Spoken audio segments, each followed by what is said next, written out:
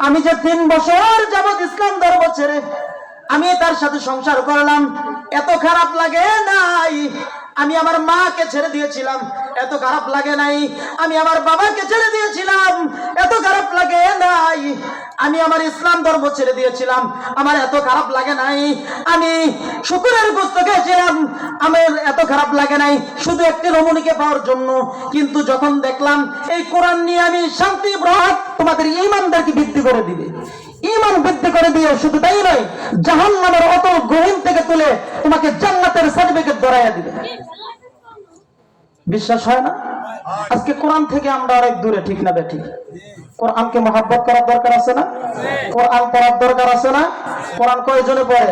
আজকে আমরা কোরআন পড়তে পারি না। বলবেন যে হুজুর ভাল লাগে না, কোরআন কিভাবে পড়বো? চেষ্টা করেন, চেষ্টা করলেও ফায়দা আছে। এই কোরআন যে আপনাকে মুক্তি দিতে পারে, এটা কি আপনাদের বিশ্বাস হয়? হয়। আমেরিকার ছোট্ট একটা আমি ঘটনা বলি। পাকিস্তানের যুবক, এই যুবকটা আমেরিকায় এক সিটির মধ্যে চাকরি করে। আমাদের গ্রামগঞ্জে দেখেন না, অনেক মানুষ কিন্তু যুবকরা চাকরি করে ঢাকা গিয়ে এক জায়গায় চাকরি করে, ওইখানে অনেক লোক তাদের সাথে সম্পর্ক হয়, ভালো সম্পর্ক হয়। তো ওই পাকিস্তানি যুবক এক সিটির মধ্যে চাকরি করে, তার সাথে আন্ডারে আরো 10-12 জন ধরেন লোক আছে। তো ওই যুবকটা দিনদার ফ্যামিলির লোক ছিল। এখন চাকরি করতে করতে সবার সাথে কিন্তু একটা মিল মহাব্বত হয়ে যায়, তখন তাদের সাথেও মিল মহাব্বত হয়ে গেছে। ওইখানে আবার এক মেয়েও ছিল। যখন তাদের সাথে সম্পর্ক হয়ে যায়, যেহেতু ছেলেটা দিনদার, নামাজ পড়তে প্রত্যেক দিন মসজিদে যায়। আর মসজিদটা আমেরিকায় কি আমাদের মধ্যে মতে এই যে এইখান থেকে এইখানে কাজ কাজ, এই গ্রাম থেকে ওই গ্রামে। আমেরিকা কি মুসলিম রাষ্ট্র? মুসলিম রাষ্ট্র না তো। তো মসজিদে যেতে হলে অনেক দূর যাইতে হয়। তো যুবকটা নামাজ পড়তো, মসজিদে যাই। যখন মসজিদে যায়, ইমাম সাহেবের সাথে ভালো একটা সম্পর্ক হয়ে যায়। অনেকদিন যাওয়ার পর যখন মুসল্লি থাকে, মুসল্লিদের সাথেও সম্পর্ক হয়ে যায়। আপনাদের এলাকায় তো ইমাম সাহেব আছে, যে হুজুর আমার সাথে বসা আছে, এদের সাথে সম্পর্ক আছে না? আমি শুনলাম যে তিনি 9 বছর এখানে চাকরি করে। কয় বছর? 9 বছর যদি চাকরি করে বর্তমান জামানায়, আমার ধারণা নাই, কারণ এখন যেখানেই চাকরি করে মানুষ 2-3 মাস 1 বছরও থাকতে পারে না। থাকতে পারে?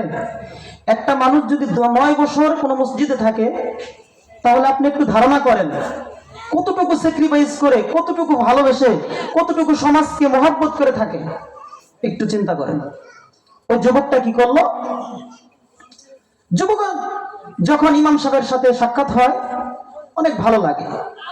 যখন মুসল্লি থাকে, তাদের সাথেও একটা সুসম্পর্ক হয়ে যায়। এইভাবে চলতে থাকে। হঠাৎ কিছুদিন পর ওই যুবকটা আর মসজিদে নামাজ পড়তে যায় না। এখন ইমাম সাহেব একক তো দেখলো, কি ব্যাপার, ফজর নামাজ তো আসতেছে না, আসলো না কেন? ওইরকম মানে মাথার মধ্যে টেনশন ঢোকে না ইমাম সাহেবের। মুসল্লিদেরকে কিছু জিজ্ঞাসা করলো, কি ব্যাপার, যুবক তো প্রতিদিন নামাজ পড়তে আসে, এখন কেন আসলো না? সকলেই বলে এখন আসে নাই, হয়তো দুপুরে আসবে। দুপুরে আসে নাই, হয়তো রাতে আসবে। এইভাবে যখন দেখলো অনেকদিন চলে যায়, তখন এক পর্যায়ে তারা টেনশন করলো, আমাদেরকে না বলে এইভাবে চলে গেল, আমাদের সাথে এত মহাব্বত ছিল, এই যুবকটা আমাদেরকে ছেড়ে চলে গেল, একবারও বলার সুযোগ পাইল না। তাকে যে ফোনে কল করব, ফোনও বন্ধ, আর যুবক এইভাবে চলে গেল। তখন ওই মুসল্লি আর ইমাম সাহেবরা ধারণা করে নিল যে যুবককে হয়তো ঘুম করে ফেলাইছে। বাংলাদেশে ঘুম আছে না? ঘুম করে ফেলায় না? কিছুদিন আগেও তো গাজীপুরে এক ইমাম সাহেব ঘুম করে ফেলাইছিল, শুনছেন আপনারা? শোনেন নাই? ঘুম করে ফেলায়। তখন ইমাম সাহেব ভাবলো, আমেরিকা তো মুসলিম রাষ্ট্র না, যেহেতু মুসলিম রাষ্ট্র না, এখানে ঘুম হওয়া স্বাভাবিক। যখন দীর্ঘদিন হয়ে যায়, সকলেই তার আশা ছেড়ে দেয়, হয়তো যুবক আমাদেরকে ফাঁকি দেওয়া চলে গেছে, আর আমাদের মাঝে আসবে না। এক হতে পারে, আরেকটা হতে পারে তাকে ঘুম করে, সকলে ঘুম করে তাকে মেরে ফেলছে। যখন তাকে বন্ধ হয়ে যায় তার খোঁজাখুঁজি, আর তার কথা মনে নাই। দীর্ঘ 3টা বছর এইভাবে অতিবাহিত হয়ে যায়। তখন হঠাৎ করে আবার যখন ইমাম সাহেব নামাজের মধ্যে দাঁড়ায়া যায়, তখন পিছনের দিকে যখন বলে কাঁধে কাঁধ মিলে কাতারটা সোজা করেন, তখন পিছনের দিকে তাকায়া দিয়ে দেখে ওই যে 3 বছর আগে যে যুবকটা হারিয়ে গিয়েছিল, ওই যুবক তার ডান পাশে দাঁড়ায় রয়েছে। জোরে বলেন সুবহানাল্লাহ।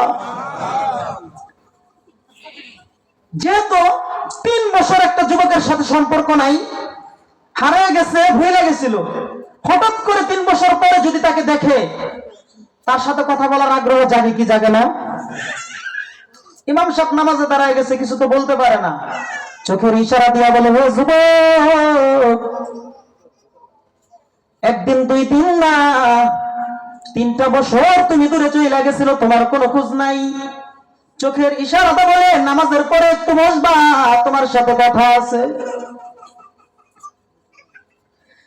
নামাজ শেষ করে সকলেই যখন বসছে, খেয়াল করবেন কথাগুলো, মনোযোগ দিয়ে কথাগুলো শুনবেন।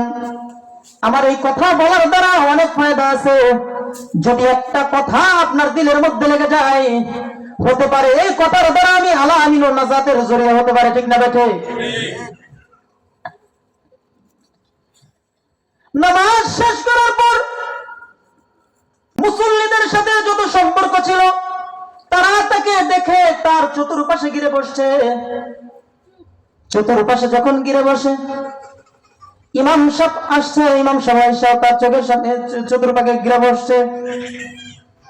তখন ইমাম সাহেব ডাক দিয়ে, হে যুবক, এমন মানুষ আমি আমার জীবনে একটাও দেখি নাই। তোমার সাথে এত সম্পর্ক হলো, তুমি আমাদেরকে একটু বলে যাইতা, কোথায় হারাইয়া গেলা?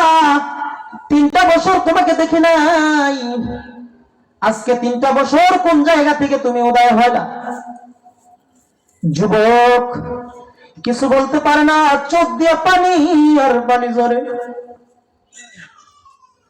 ইমাম সাহেব ডাক দিয়ে বলে, যুবক কি হয়েছে, কান্না কেন করতেছো? ঘটনাটা আমাদের খুলে বলো। যুবক ডাক দিয়ে বলে, হুজুর, আমি তো জাহান্নামের তলদেশে ছিলাম। জাহান্নাম থেকে আজকে আমাকে আল্লাহ পাক রব্বুল আলামিন তার কুদরতি হাত দ্বারা আজকে এই মসজিদে জান্নাতের বাগানে বসায় দিয়েছে। জোরে বলেন সুবহানাল্লাহ। ইমাম সাহেব ডাক দিয়ে বলে, ও যুবক, কি হয়েছে? কান্নাকাটি বাদ দিয়ে তুমি আমাদেরকে বলো, আমরা তো আর সইতে পারতেছি না। এখন যদি আমাদেরকে না বলো, আমরা সহ্য করতে পারতেছি না। যুবক কান্না থামাইতে পারে না। এক পর্যায়ে যখন একটু শান্ত হয়, হুজুরকে ডাক দিয়ে বলে, হুজুর, আপনি তো জানেন আমি একটা সিটির মধ্যে কাজ করতাম, একটা জায়গার মধ্যে কাজ করতাম, মানুষের সাথে সম্পর্ক হয়ে যায়, আমার সাথে অনেকের সম্পর্ক হয়ে যায়, কিন্তু হুজুর সেখানে একটি মেয়ে ছিল খ্রিস্টান মহিলা।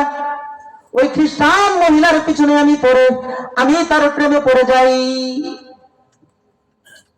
আমি তাকে মনে মনে ভালোবেসে ফেলি, তার সাথে অনেক সুসম্পর্ক সৃষ্টি হয়ে যায়। আমি তাকে কি করলাম, অনেকবার বিবাহের প্রস্তাব দিলাম, কিন্তু আমার বিবাহের এই ব্যাপারটা তিনি ক্যান্সেল করে দিল। বারবার শুধু ক্যান্সেল করে দেয়। আমি একদিন তাকে সত্য করে ধরলাম, তোমাকে এখানে বলতে হবে তুমি আমাকে বিবাহ করবে কিনা, না হলে তোমাকে এখান থেকে এক পাও সামনের দিকে অগ্রসর হতে দিব না। যুবতী ডাক দিয়ে বলে, আমাকে যদি তুমি বিবাহ করতে চাও, আমাকে চাপ দিয়ে লাভ নাই, কারণ তুমি হলে মুসলিম আর আমি হলাম খ্রিস্টান। আমি তোমাকে বিবাহ করতে হলে তাহলে তোমাকে আমার পরিবারের কাছে যাইতে হবে। তুমি যদি আমার পরিবারের কাছে যাও, আমার মা বাবা যে ফয়সালা দিবে আমি সেই ফয়সালা শোনার জন্য রাজি আছি। যখন ওই যুবকটা এই কথা শুনলো, তখন বলল, তোকে বিবাহ করার জন্য আমার যা করার দরকার আমি করব। আমি তোর সাথে তোর ফ্যামিলির কাছে যাব। কবে যাব তুই একটা সময় নির্ধারণ কর। যখন এই কথা বললো, যুবতী বলল, আচ্ছা ঠিক আছে, আগামীকাল রওনা হও। তখন যখন ওই আগামীকাল যাই, তখন বলে, হুজুর আমি তাকে বিবাহ করার জন্য তার মা বাবার সাথে দেখা করতে যাই। যখন আমি গেলাম, যাওয়ার পরে দরজাটা খুললাম, খোলার সাথে সাথে দেখি আল্লাহ, তার বাড়িতে শুধু তার মা বাবা নয়, অনেকজন মানুষ। তাদেরকে দেখে আমি ভয় পেলাম। কেন ভয় পেলাম? হুজুর আমি তো মুসলমান, আমি তো মুসলিম, কিন্তু ওই তো খ্রিস্টান। আর খ্রিস্টান যদি থাকে আমার সাথে যে সম্পর্ক বিবাহ দিতে দিবে না। এই জন্য আমার ভয় হলো, না জানি তারা আমাকে গুম করে ফেলে কিনা। আমি ভয়ে ভয়ে তাদের সামনে গেলাম। তখন সবকিছু যখন পরিষ্কার হয়ে গেল, মেয়ের বাবা আমাকে ডাক দিয়ে বলল, হে যুবক, তুমি নাকি আমার মেয়েকে বিবাহ করতে চাও? তুমি তো জানো তুমি মুসলমান, তুমি তো জানো তোমার সাথে আমার মেয়ের বিবাহ সম্পর্ক হবে না। কেন হবে না? আমার মেয়ে খ্রিস্টান, আমি খ্রিস্টান, আমার পরিবারে খ্রিস্টান, আমার 14 গোষ্ঠী খ্রিস্টান। আর খ্রিস্টানের সাথে মুসলমানের বিবাহ এটা কঠিন কালে হওয়া সম্ভব না। তখন মেয়ের বাবা ডাক দিয়ে বলে, যদি বিবাহ করতে চাও কিছু শর্ত আছে। যুবক তো প্রেমে পাগল, সম্পর্ক স্থাপন করেছে, প্রেম করেছে, তাকে ছাড়া বাঁচবে না। যুবক ডাক দিয়ে বললে, আপনার যা ফয়সালা আছে আপনি করেন, আমি তবু আপনার মেয়েকে বিবাহ করতে চাই। যা করার দরকার করেন, আপনার মেয়েকে আমি বিবাহ করতে চাই। যখন এই কথা বলল, তখন বলল, তোমাকে একটা শর্ত মানতে হবে। তুমি যদি আমার মেয়েকে বিবাহ করতে চাও, তাহলে তোমাকে এইখানে সকলের উপস্থিতিতে ইসলাম ধর্ম ছেড়ে খ্রিস্ট ধর্ম গ্রহণ করতে হবে। জোরে বলেন নাউজুবিল্লাহ। ছেলে একটু নীরব থাকলো, নীরব থাকার পর ভেবে দিল, আচ্ছা ঠিক আছে, আপনি যা করেন করেন। হুজুর আমি তাকে বাবা হওয়ার জন্য ইসলাম ধর্ম ছেড়ে দিলাম। তখন বলে তার বাবা, না না, শুধু ইসলাম ধর্ম ছেড়ে দিলেই হবে না, তোমাকে আরেকটা কাজ করতে হবে। যুবকটা ডাক দিয়ে বললে, কি কাজ করতে হবে? যেহেতু তাকে পাওয়ার জন্য ইসলাম ধর্ম ছেড়ে দিয়েছি, তাকে পাওয়ার জন্য যা ইচ্ছা আমি তাই করতে প্রস্তুত রয়েছি। মুসলমানদের ধর্মে শুকুরের গোশত খাওয়া হারাম, তারা খ্রিস্টানরা ভালো করেই জানে। তখন বলল, তুমি যদি তাকে পেতে চাও, তাহলে এখন আমাদের সামনে এই শুকুরের গোশত তোমাকে খেতে হবে। যুবক ডাক দিয়ে বলে, হুজুর আমি ইসলাম ধর্ম ছেড়ে দিলাম, আমি আমার ইসলাম ধর্মের যেই জিনিসটা আল্লাহ পাক রব্বুল আলামিন হারাম করে দিয়েছেন, শুকরের গোশত খাওয়া, আমি সেটাও খেয়ে ফেললাম। যখন খাইলাম তখন বললাম, এখন আমাকে সাথে বিবাহ দেন। তারা শর্ত লাগাইয়া দিল, না না তা করলেও হবে না, তোমাকে আরো কিছু শর্ত মানতে হবে। তোমার মোবাইল সুইচ অফ করে দিতে হবে। তোমার মোবাইল থেকে তোমার বন্ধু বান্ধবদের সাথে কোনো যোগাযোগ করতে পারবা না। যুবক ডাক দিয়ে বলল, হুজুর আমি এটাও ছেড়ে দিলাম, আমি আমার বন্ধু বান্ধবদেরকেও ছেড়ে দিলাম। তখন আবার ডাক দিয়ে বলল, ইসলাম ধর্ম ছাড়লেও হবে না, শুকরের গোশত খাইলেও হবে না, বন্ধু বান্ধব ছাড়লেও হবে না, তোমাকে যে জন্মদাতা পিতা, তোমাকে যে জন্ম দিয়েছে তোমার পিতা মাতাকেও ছেড়ে দিতে হবে। যুবক ডাক দিয়ে বলল, হুজুর আমি যখন ইসলাম ধর্ম ছেড়ে দিলাম, আমি যখন শুকরের গোশত খাইলাম, আমাকে যখন বন্ধু বান্ধব ভুলে ফেলতে বললো, আমি বন্ধু বান্ধব ছেড়ে দিলাম। আমাকে যখন মা বাবাকে ভুলে থাকতে বললো, আমি আমার মা বাবাকে ভুলে থাকলাম। হুজুর এমন অন্ধময় ভালোবাসা আমি আমার জীবনেও দেখি নাই। আমি তার মায়ায় পড়ে গেছি, আমি তাকে ছাড়া কিছুই বুঝি না। এই জন্য তাকে বিবাহ করার জন্য ইসলামের শ্রেষ্ঠ ধর্ম ইসলাম, আল্লাহ তাআলার মনোনীত ধর্ম ইসলাম, আমি ইসলামও ছেড়ে দিলাম। তখন শর্ত লাগাইয়া দিল, তুমি যখন যেখানে চাকরি করো ওই সিটিতে আর থাকতে পারবা না, এখান থেকে বিবাহ করে আমি একটা বাড়ি দিব, আমি একটা ঘর দিয়ে দিব, ওইখানে থাকবা, কারোর সাথে যোগাযোগ করা যাবে না, বিশৃঙ্খলা করা যাবে না। আচ্ছা ঠিক আছে হুজুর, আচ্ছা ঠিক আছে, আমি সব কথাই মাইনা নিলাম। তখন যখন সব কথা তিনি মেনে নিল, তাদের সাথে বিবাহ বন্ধন হয়ে গেল। তখন তাদের একটা বাসস্থানে দেওয়া হলো। তখন বলে, আমি যেই বাসস্থানে ছিলাম, আমি আমার বিবি যখন ওই ঘর থেকে তাদের ঘরে যাই, যাওয়ার সাথে আমি আমার ঘরের মধ্যে প্রত্যেকদিন কোরআন তেলাওয়াত করতাম। একটা কোরআন ছিল আমার। আমি আমার বিবিকে অনুমতি নিলাম বিবির থেকে, ও বিবি, আমি তো তোমাকে পাওয়ার জন্য আমার ইসলাম ধর্ম ছাইড়াই দিলাম, আমি তো তোমাকে পাওয়ার জন্য শুকরের গোশত খাওয়া ফেললাম, আমি তো তোমাকে পাওয়ার জন্য আমার কলিজার বন্ধুগুলার ছেড়ে দিলাম, আমি তো তোমাকে পাওয়ার জন্য আমার জন্মদাতা পিতা মাতাকেও ছেড়ে দিলাম। হে বিবি, তোমার কাছে আমার একটা মাত্র অনুরোধ, এই যে কোরআন শরীফটা দেখতেছো, আমি এই কোরআনটা আমি আমার সাথে নিয়ে যাইতে চাই। মেয়ে মানুষ তো বোঝেন নাই, যার জন্য সবকিছু ছাড়লো, একটা জিনিস মাত্র চাইছে, দিবে না? অবশ্যই দিবে। তখন বলো, আচ্ছা ঠিক আছে, তুমি যখন আমাকে পাওয়ার জন্য সব ছাড়ছো, তাহলে এটা কাজ করো, এটা নিয়ে যাওয়ার সমস্যা নাই। যুবক বলে, হুজুর, ওই কোরআনটা আমি নিয়ে আসছি, আর ওই কোরআনটা আমি আমার এমন ঘরের মধ্যে, ঘরটা নতুন ঘরটা যে আমাকে দেওয়া হয়েছে, ওই ঘরের মধ্যে এমন জায়গায় রেখেছি, যে জায়গায় রাখার সময় আমি যখন ঘর থেকে বের হই, আমি ওই কোরআনটা আমার চোখের সামনে পড়ে। হুজুর, আমি যখন অফিস থেকে আবার ওই ঘরের মধ্যে ঢুকি, ওই কোরআনটা আমার চোখের সামনে বসে। এইভাবে যখন আমি ঢুকি বের হই, আমার চোখের সামনে কোরআনটা পড়ে, এমন জায়গায় আমি কোরআনটা ফিট করে রাখলাম। হুজুর, দীর্ঘদিন হয়ে যায়, আমি কোরআন দেখি শান্তি পাই, আসি আর কোরআন দেখি, কিন্তু হঠাৎ 3 বছরের মাথায় যখন আমি ঘরের মধ্যে ঢুকি, অফিস থেকে যখন আসলাম, কিন্তু যে জায়গায় আমি কোরআন দেখি ওই জায়গায় কোরআনটা নাই। আমি তো পাগল হয়ে গেলাম। আমি বিবিকে বললাম, বিবি, এই কোরআনটা তুমি কোথায় রাখছো? বিবি আমার চেহারার দিকে তাকাইয়া বলে, কি ব্যাপার, তোমার মুখে এমন তো মলিন চেহারা কখনো দেখি নাই, 3 বছরের মধ্যে তোমার চেহারা এত রাগান্বিত দেখি নাই। যুবক ডাক দিয়ে বললে, রাগান্বিত দেখছো কি?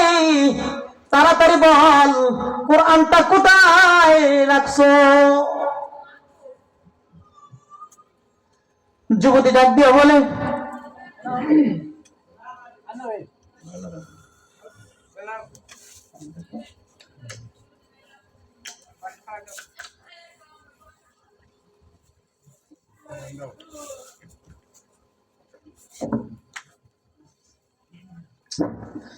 যুবক ডাক দিয়ে বলে, যুবতী ডাক দিয়ে বলে, 3 বছর যে ছিলাম এইখানে আমি দেখেছি ঘরটা ঝাড়ু দিয়েছি, ঘরে কোনো প্রয়োজনীয় জিনিস ছাড়া যা প্রয়োজনীয় অপ্রয়োজনীয় ছিল সবকিছু আমি দূরে ফেলে দিছি। তখন যুবক ডাক দিয়ে বললে, হ্যাঁ করো কি? কোথায় কোথায় সেই যে কোরআনটা ফেলছো, তাড়াতাড়ি বলো। যুবকের চেহারা দেইকা ভয়ে রমণী থাকতে পারে নাই, বলে, আমি রুমটা ঝাড়ু দিছি, ঝাড়ু দেওয়ার পর ওই যে ওইখানে একটা কোরআন ছিল তুমি যে নিয়ে আসছিলা, ওটা তো আমার কাছে কোনো প্রয়োজনীয় মনে হলো না। তখন আমি ওইটা কি করলাম, ওখান থেকে তুলে বাইরে যে ডাস্টবিন রয়েছে ওই ডাস্টবিনের মধ্যে আমি ওই কোরআনটা ফেলে দিলাম। জোরে বলেন নাউজুবিল্লাহ। যুবক চিৎকার দিয়ে বলল, হে যুবতী, তোর জন্য ইসলাম ছেড়েছি, তোর জন্য শুকরের গোশত খেয়েছি, তোর জন্য বন্ধু বান্ধব ছেড়েছি, তোর জন্য তোর জন্য আমি আমার মা বাবাকে ছেড়েছি, কিন্তু তুই যে কোরআন আমি প্রত্যেকদিন দেখে আমি আশা মিটাইতাম, এই কোরআনকে যখন ফেলেছিস আমি কি সব কিছু ছেড়ে দিলাম, তোকেও ছেড়ে দিলাম, আমি এই কোরআন কোনোদিন ছাড়তে পারবো না। যুবক দৌড়ে গেছে ওই ডাস্টবিনের দিকে তাকাইয়া দেখে ময়লা কোরআন শরীফটা ঢেকে আছে, কিন্তু কোরআন শরীফ দেখতেছে না। যখন ময়লা উঠায় তখন দেখে কোরআন শরীফ ডাস্টবিনের ময়লার নিচে পড়ে গেছে। যুবকটা চিৎকার দিয়ে কেঁদে উঠছে, বলে হুজুর, আমি যে 3 বছর যাবত ইসলাম ধর্ম ছেড়ে আমি তার সাথে সংসার করলাম, এত খারাপ লাগে নাই। আমি আমার মাকে ছেড়ে দিয়েছিলাম, এত খারাপ লাগে নাই। আমি আমার বাবাকে ছেড়ে দিয়েছিলাম, এত খারাপ লাগে নাই। আমি আমার ইসলাম ধর্ম ছেড়ে দিয়েছিলাম, আমার এত খারাপ লাগে নাই। আমি শুকরের গোশত খেয়েছিলাম, আমার এত খারাপ লাগে নাই, শুধু একটি রমণীকে পাওয়ার জন্য। কিন্তু যখন দেখলাম এই কোরআন নিয়ে আমি শান্তি গ্রহণ করতাম, এই কোরআনটা যখন ডাস্টবিনে ফেলে দিছে, কোরআন যখন ডাস্টবিনে আমি যাই, তখন ওই কোরআনটা মনে হলো যেন তার কুদরতি হাত দিয়ে আমার ডাকে, হে যুবক, তাড়াতাড়ি ডাস্টবিন থেকে আমাকে তুল। যুবক বলে, হুজুর, আমি আর থাকতে পারলাম না। কোরআনটা বুকে জড়াইয়া নিলাম, কোরআনটা চোখে নাড়াইয়া নিলাম, তার কাছে তাকে তালাক দিয়ে চলে আসলাম। আয়েশা যখন আপনার এই মসজিদে আসলাম, মসজিদে আয়েশা, আমি যখন এখানে দাঁড়াইলাম, আমি একবার মসজিদের ভিতরে ঢুকাইতে পারি না, সাহস পাই না। কেন পাই না? আমার আল্লাহ কি মাফ করবে? এতদিন ইসলাম ধর্ম থেকে দূরে সরেছিলাম, অথচ আমি ছিলাম নামাজি, আমি ছিলাম 5 ওয়াক্ত নামাজ পড়তাম, আপনাদের সাথেও তো সুসম্পর্ক ছিল। এই যদি আমার অবস্থা হয়, আমি কিভাবে ঢুকবো? ও হুজুর, একটু ভাবেন, আমাকে আল্লাহ তাআলা কত বড় অনুগ্রহ করে এই কোরআন আমাকে জাহান্নাম থেকে জান্নাতের মধ্যে ঢুকাইয়া দিয়েছে। জোরে বলেন সুবহানাল্লাহ। এটা কিসের কারণে হয়েছে? কোরআনের মহব্বতের কারণে।